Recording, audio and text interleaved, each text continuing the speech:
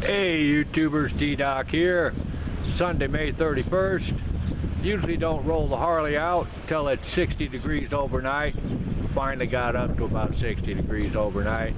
Time to take it out of the kitchen, store it in the garage. Let's watch the action, shall we?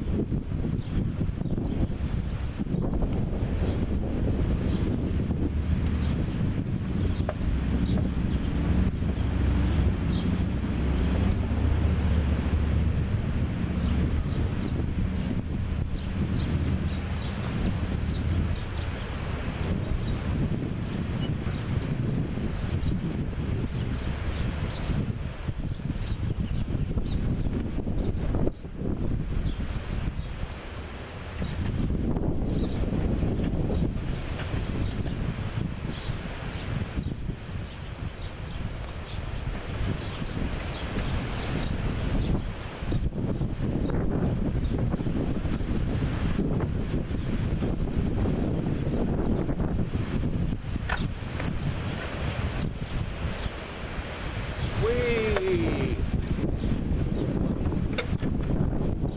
That was fun. Well, like I said, time to put it in the garage.